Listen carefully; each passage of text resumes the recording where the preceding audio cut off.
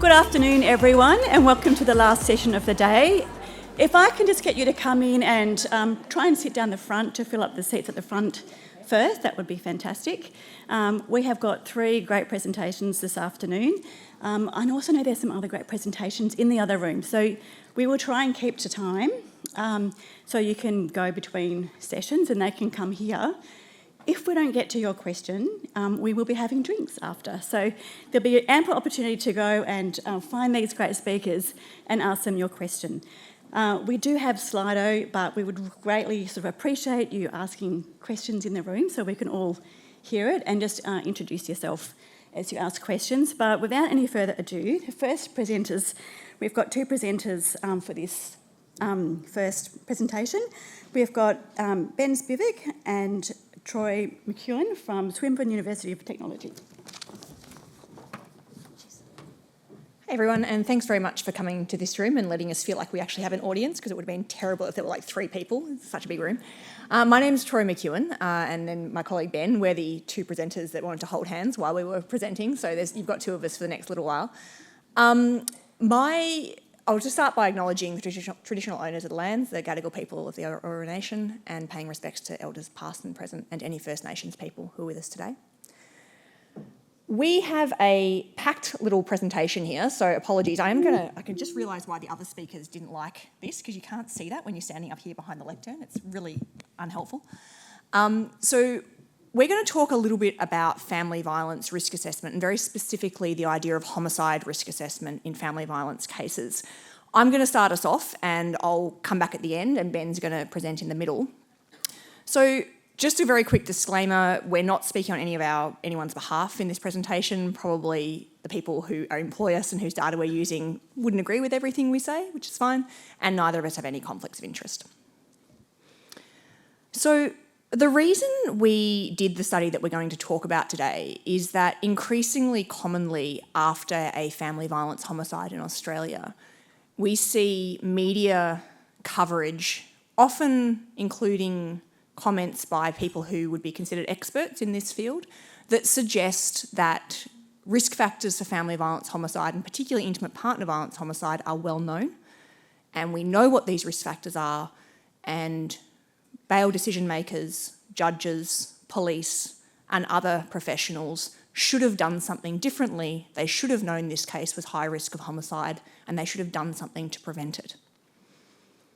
Now, this idea is really common, and we basically did the study that Ben's going to talk about because we were becoming increasingly frustrated, because we were of the view that the evidence base to support such claims is really essentially non-existent. So we wanted to check if our assumptions were correct, and that's what Ben's going to talk about. A hint, the title is It's Not Possible, so we know where this ship is going, right? What are these recognised risk factors? So most of you will be familiar from the media, if not from your own kind of expertise potentially. You can see them there on the right-hand side. And there's a couple of meta-analyses that summarise them. So when we talk about risk factors, we talk about things that are more likely amongst groups of people where homicide has occurred in the prior relationship. And there's been, as you can see, 2 meta-analyses suggesting these things are risk factors. But importantly, the literature talks about these factors as though they might predict homicide. And that's really the focus of our talk today. We're not trying to kind of say none of this is important. We're trying to say that if you're talking about prediction, there's a problem with applying these factors. There's more than a couple, but a couple of examples of places where practice guidelines or risk assessments make use of such factors in them and suggest that people should look at them when they're thinking about the potential risk of homicide or near-lethal violence. The danger assessment lethality screen, less commonly used in Australia but very common in the US. ANROS has put out guidance for Australia to suggest that we should look at these things. We're from Melbourne in Victoria, so our local state multi-agency risk assessment and management guideline, the MARAM. The yellow bits are all the things, all those 12 factors that I've just highlighted in the MARAM. You probably can't see it, but there's little red asterisks next to some of those, and what those asterisks mean is that it may indicate an increased risk of the victim being killed or almost killed. It is a serious risk factor. Okay, I'm just reading that off the bottom of the page. Right? So that's the context in which we did the study, and now Ben's going to talk a bit more about the research context and then what we actually did. Thank you, Troy. Hi, everyone. Okay, so it's probably worth starting with a kind of survey of previous research in the area, and there's plenty of research on this topic, surprisingly. However, a lot of the research that we found when we were kind of putting together this study was not fit for purpose.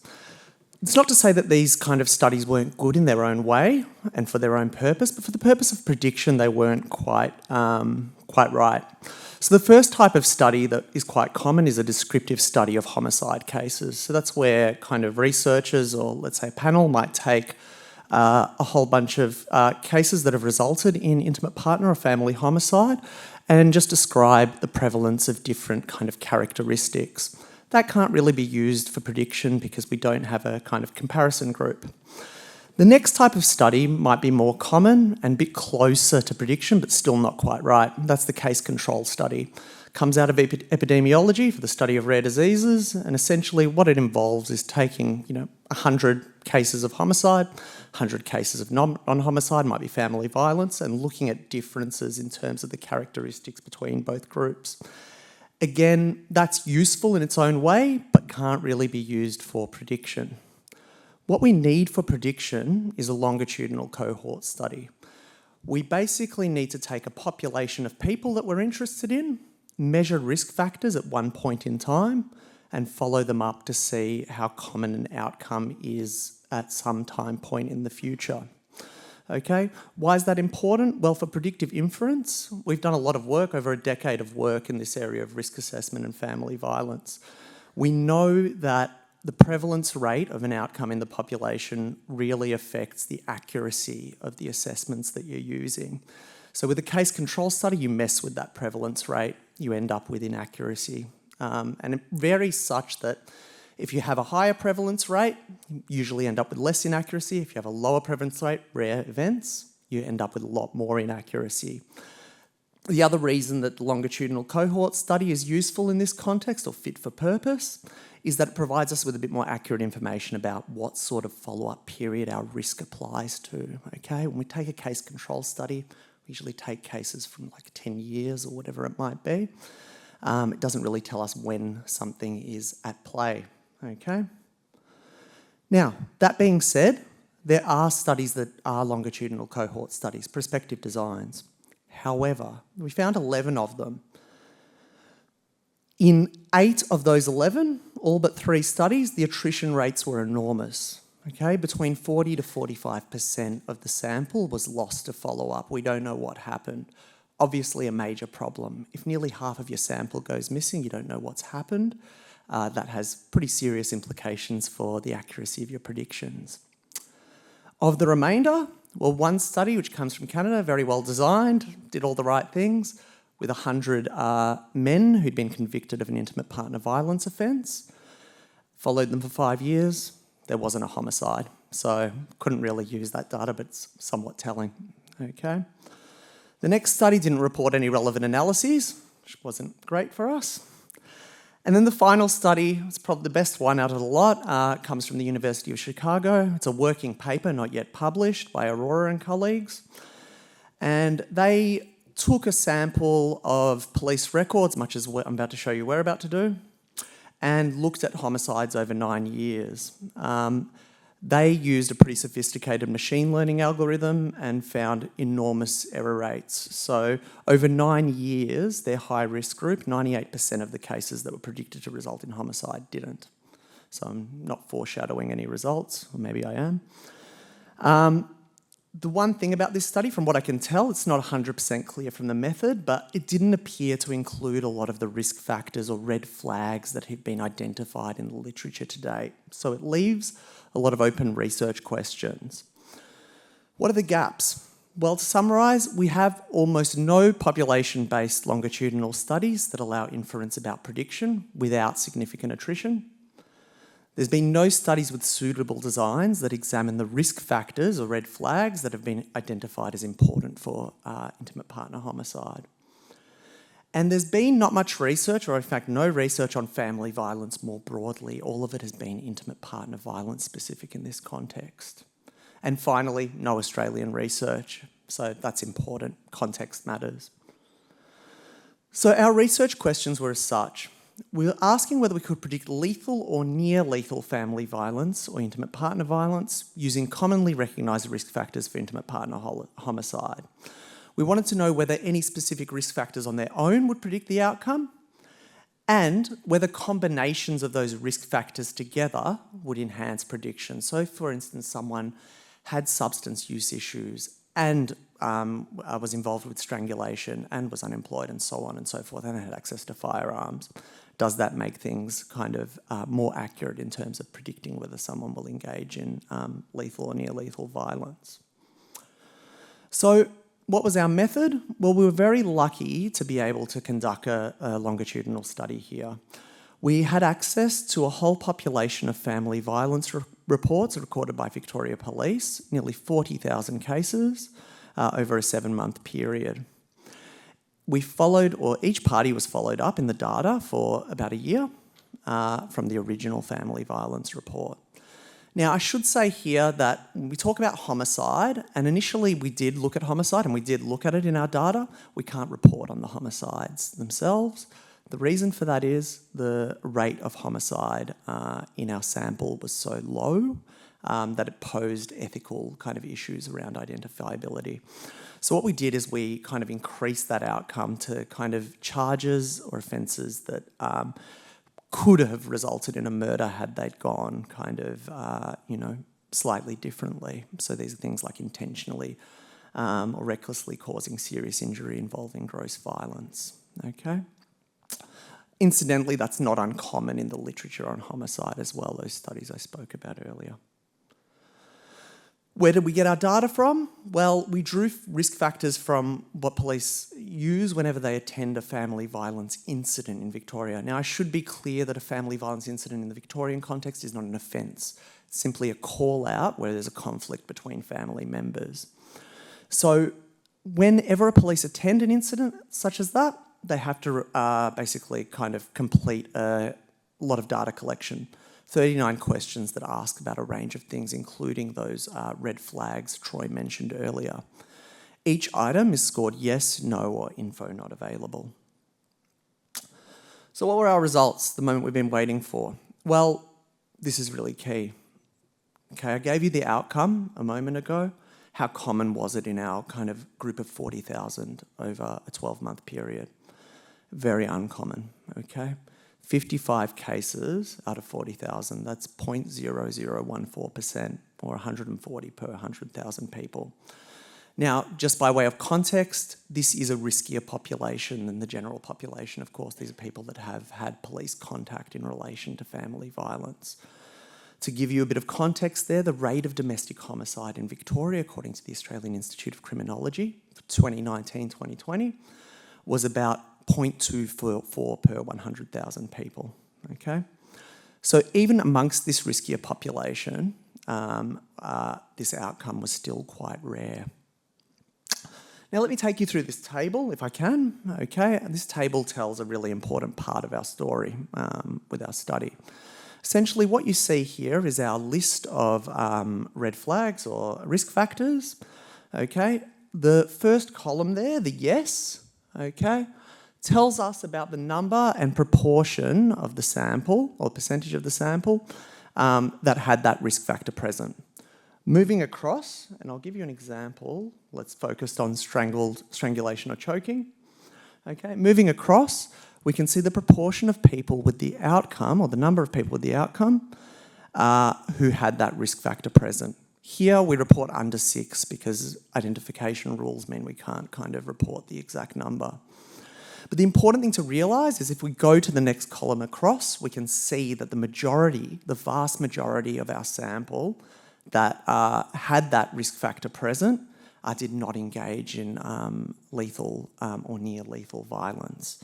In fact, it was not significantly associated with the outcome. In fact, only 3 of our red flag or risk factors were significantly associated with the outcome. Those were kind of unemployment, substance problems, and age, with the group who engaged in lethal or near lethal violence being somewhat younger than the rest of the sample. So we have 3 risk factors that are significantly associated, okay, not every single one, but remember we want to look at what combinations of risk factors do, okay? So we use a multivariable logistic regression to examine the prediction of each risk factor, and when we do that, only assault while pregnant was significantly associated with outcome, okay? Important here to note that while we have an odds ratio that's quite decent in terms of its size relative to the rest of the literature, nearly 3 times the odds of engaging in lethal or near lethal violence if you have a previous assault while pregnant, its presence only increased the absolute probability of lethal or near lethal violence by, and I won't even read that number out, but it's an infinitesimal amount, okay? So people who had that particular risk factor, it didn't raise the probability of outcome by all that much. How did our model actually work? Okay, so there's a few points here. We included all 12 of those risk factors that were identified in some of those meta-analyses earlier. We ran the AUC, which is a common metric, basically tells you how well the model discriminates between people with the outcome, people who engaged in that lethal or near lethal violence, and people who do not. And we found quite a decent AUC, okay? By the standards of the field, that's about a moderate effect. Many risks tools have an AUC of about that kind of a value, 0.67, okay? It's not excellent, but it's not terrible. The important thing to take away is that the AUC doesn't tell you everything about prediction. In fact, it doesn't tell you a lot of what you want to know about prediction. In this case, prediction wasn't accurate. Now, I wish I had more time to go through my calibration plot because it took time and no one does. No one cares. Fine, I'll move on, whatever. Let me go to the rest of the results. To make things a bit more concrete, whenever you create these risk models, you kind of have a choice of where to set kind of cutoffs for action. You can either, in typical cases, you can either set your cutoff such that you capture most people with the outcome, okay? But that usually comes at the cost of precision, meaning that you end up including a lot of people who don't have the outcome. Or you can go the other way round, where you sacrifice capturing a lot of people who have the outcome, but you get the benefit of a lot more precision. You're a lot more certain that lethal or near lethal violence is going to happen. How did it work out for us with our model, with our 12 risk factors? Well, good news is, at the extreme end, we could capture the vast majority of people who engaged in lethal or near lethal family violence. However, there's a big however, 99.8% of those that we captured would not go on to engage in lethal or near lethal family violence. To use a technical term, we had ginormous error rates. At the other end, we didn't do much better. We sacrificed, our capture rate, and we only capture about a quarter of the people who engage in lethal or near lethal family violence. And the benefit is that rather than having a precision rate of 0.2, we now have a precision rate of 0.3, okay? So we've changed things by 0.1% in terms of our accuracy. Not amazing. Overall, what I'm trying to say is using all of these risk factors, our model sucked. So, we used the correct design, and when we used the correct design, we used the whole population cohort. We didn't have significant attrition. Only 3 recognised risk factors for intimate partner homicide predicted lethal or near lethal family violence. And I should say we tested this in a multitude of ways. We limited it just to the intimate partner violence cases. We didn't do much better. Only 1 made a unique contribution to prediction, that was assault while pregnant. None of the risk factors added meaningfully to the absolute probability of lethal, near lethal violence. Even those that we found were significantly related by themselves. And finally, when we used combinations of risk factors, lots of risk factors together, while we could discriminate between people, who were likely to commit homicide and those that were not, we still couldn't predict with any accuracy. So, to just nail the point home for the millionth time, the error rates were enormous. Put it another way, at best, around 997 out of every 1,000 cases that we predicted would engage in lethal or near-lethal violence did not. The more risk factors that were present, which is what I showed on the calibration plot, the more the model overestimated the risk of lethal or near-lethal violence. Now, this study is not without its limitations, okay? It's based on a police-reported cohort. Police reports vastly underestimate family violence. And so the population of this study, it's not representative of all family violence, but it is relevant for police and those that come into contact with police. And it's true, police were our primary data collectors for this study, and they may not detect the presence of risk factors, either because they fail to ask questions or for understandable reasons, victims or alleged perpetrators might be hesitant to report to police. And finally, near-lethal violence, we looked at that in terms of charges, and that cannot be identified by police or result in applications for charge for a number of reasons. That's less likely, of course, to hold for homicides. We have very good clearance rates in Australia, so I don't think that will affect that portion of the outcome. So, summing up, studies on the risk of homicide, these are my takeaway points. The studies on the risk of homicide and on these extremely rare outcomes have to take into account the prevalence of homicide in their population. You can use as a heuristic, if something is incredibly rare, if you know from the statistics it's incredibly rare, you should have a lot of caution about assuming that when people kind of make claims that they can predict it accurately. It's highly, highly unlikely, if not impossible. Very few people with any risk factors or combinations of risk factors will engage in lethal, near-lethal violence. What we found in our study was that the majority of people on any risk factor will not engage in that particular outcome. So you're going to capture more people who don't have the outcome than do, regardless of how you go about it. Finally, the risk factors probably have no predictive value because of the low base rate of lethal or near-lethal violence in family violence cases. If homicide was present, if we had a higher base rate, if it was present in 3% of our cases, increased odds would matter. 10%, a 10 times higher kind of rate of the outcome would mean 30% of our kind of high-risk group would commit homicide. That's pretty useful for targeting. But in our case, our outcome, and homicide's even worse, it's present in, as I say, an infinitesimal, a very, very small number of cases. And 10 times of nothing is still nothing, really. What are the implications? The risk of homicides not being assessed in any meaningful way by existing lethality risk assessments. Many of the well-known risk factors for intimate partner homicide may not actually predict homicide. This is one study, but it's a study that doesn't suffer from a lot of the kind of design flaws of previous studies. And it does raise the question of whether these risk factors actually are operative. Any sort of screening of family violence cases on the basis of these risk factors have to acknowledge that all the cases that you're going to screen in as high risk or claim a high risk are still at extremely low risk of homicide in the next 12 months.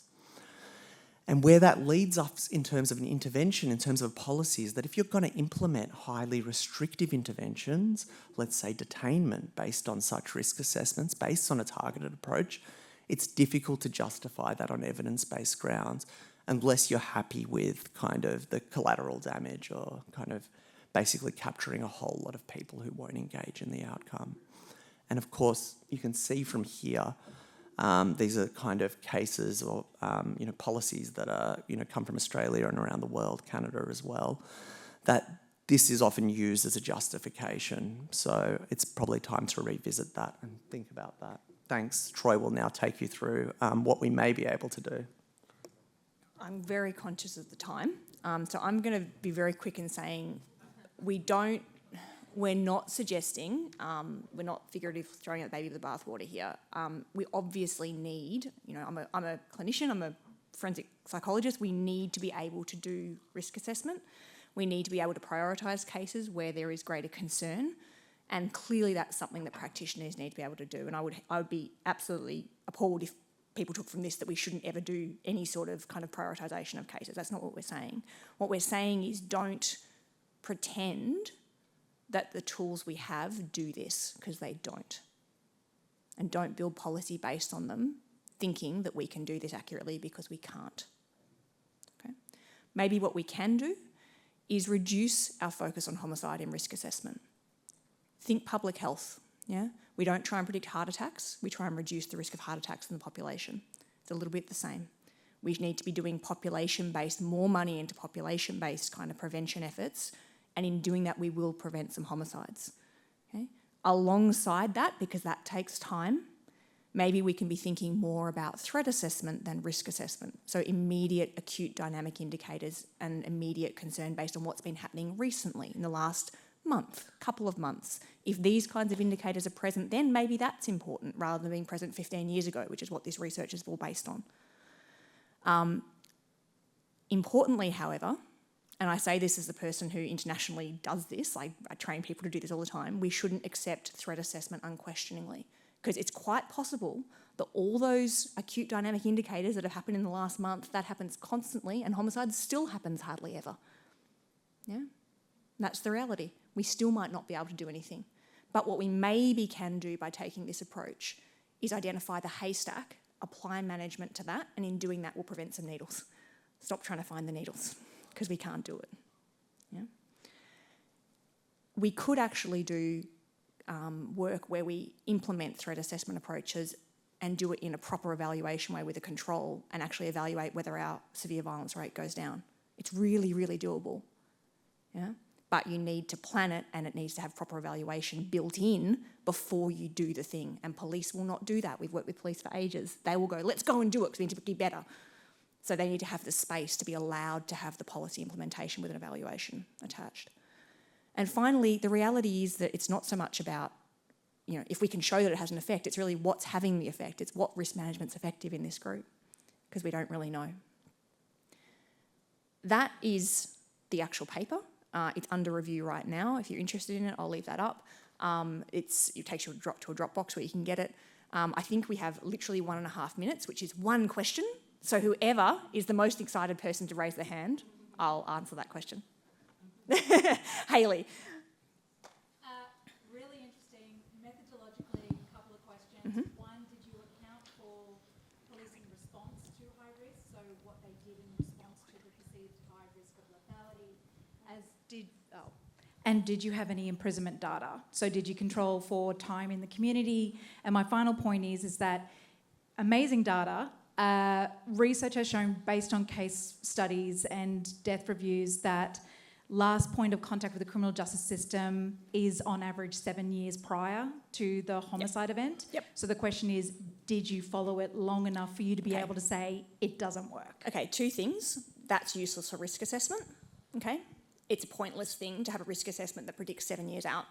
For a police officer, for anyone who's a practitioner, you cannot implement high intensity risk management for 7 years. You need, if you're doing homicide risk assessment, it has to be acute, because you are doing intensive, intrusive management of those cases in order to prevent an immediate catastrophic event. Something that predicts 7 years out doesn't help me. Yeah? I need it to predict in the next month, in the next 12 months, maximum. Okay? Your other points about the methodology, absolutely correct points. So we couldn't control for incarceration. We didn't have that data. We only had police data, not incarceration data. So it's possible that some people were remanded. Absolutely. The fact that we have a much higher lethal and near lethal rate than would be expected regardless in our population would suggest that we weren't actually preventing a lot. The issue of police interventions, you're right that it's possible that police were doing things based on this. That period of the data, it was the first 9 months of a new system that we worked with Victoria Police to implement, where cases based on that risk assessment above a certain threshold, above one of our thresholds, the bottom one, went up to a detective unit to do more stuff.